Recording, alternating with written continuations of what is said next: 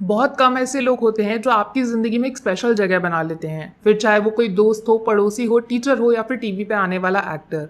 और जब बात एक्टिंग की होती है तो फिर इरफान खान का नाम उसके साथ ना जोड़ा जाए, ऐसा कारनामा शायद किसी दूसरी दुनिया में ही मुमकिन हो सकता है। हाँ, ये बात सच है कि ज़िंदगी चलती रहती है, लोग आते जाते रहते हैं, लेकिन वो एक जगह जो हमारे दिल में खाली छूट जाती है उसको दोबारा भरना मुश्किल ही नहीं नामुमकिन है। इरफान खान, जिनकी वजह से इंडियन सिनेमा के लिए मेरे दिल में प्यार और इज्जत हमेशा जिंदा रहेगी, उनको महसूस करने का मौका हमें दोबारा कभी नहीं मिलेगा। लेकिन वो कहते हैं ना, जिंदगी लंबी नहीं बड़ी होनी चाहिए। ठीक वैसे ही इरफान साहब की कुछ ऐसी फिल्में हैं जो उनके ना होने के बावजूद हमेशा आपको उनके करीब रखेंगी। तो बस मेरी तरफ से ये वीडियो उनको शुक्रिया कहने की एक छोटी सी कोशिश है। उम्मीद करती हूँ कि आप इन सभी फिल्मों को जरूर देखोगे। 2013 में रिलीज हुई मदारी एक अकेले इंसान की पूरे सिस्टम के खिलाफ लड़ाई को हमारे सामने रखती है।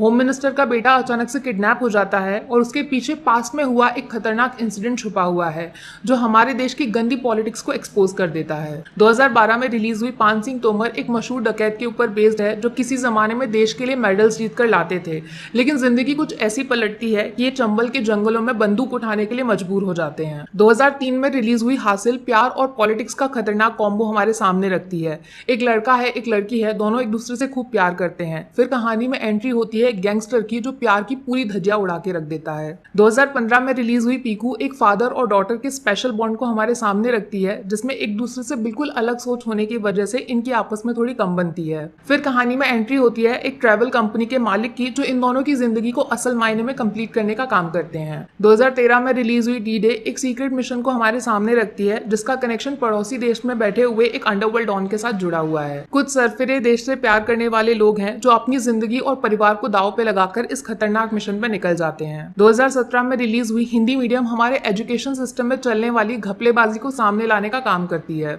एक अमीर परिवार अपनी बेटी को सरकारी स्कूल में पढ़ाने का सपना देखता है, लेकिन फिर टेढ़े मेढ़े नियम कायदों में फंसकर बुरी तरह उलझ जाता है। 2015 में रिलीज हुई तलवार एक रियल लाइफ इंसिडेंट के ऊपर बेस्ड है जिसमें एक टीनेज लड़की के मर्डर का इल्जाम उसके खुद के पेरेंट्स के ऊपर डाल दिया जाता है, लेकिन उसके पीछे छुपे हुए फैक्ट्स को बाहर लाने में पूरे सिस्टम के पसीने छूट जाते हैं। 2013 में रिलीज हुई द लंच बॉक्स तो अजनबी लोगों को आपस में जोड़ने का काम करती है जो शहर के अलग अलग कोने में रहने के बावजूद एक टिफिन की वजह से एक दूसरे की जिंदगी में शामिल हो जाते हैं। कभी सोचा है हम सब अपनी जिंदगी में वाकई खुश हैं या फिर उस मौके की तलाश कर रहे हैं जब इन सब से पीछा छुड़ा सकें। 2018 में रिलीज हुई कारवां 3 अलग अलग लोगों की कहानी है जिसमें एक इंजीनियर बिना मतलब जिंदगी जी रहे हैं, एक कॉलेज स्टूडेंट टूटे हुए दिल का इलाज ढूंढ रही हैं और तीसरे हैं एक अतरंगी से इंसान जो जिंदगी को अपनी शर्तों पे नचा रहे हैं। अगर आप भी अपनी लाइफ में छोटी छोटी मुश्किलों से घबरा के किसी कोने में बैठे हुए हैं तो कारवां के साथ सफर पे निकल जाइए, आपकी जिंदगी बदल जाएगी। 2003 में रिलीज हुई मकबूल फेमस राइटर शेक्सपियर की बुक मैकबेथ के ऊपर बेस्ड है।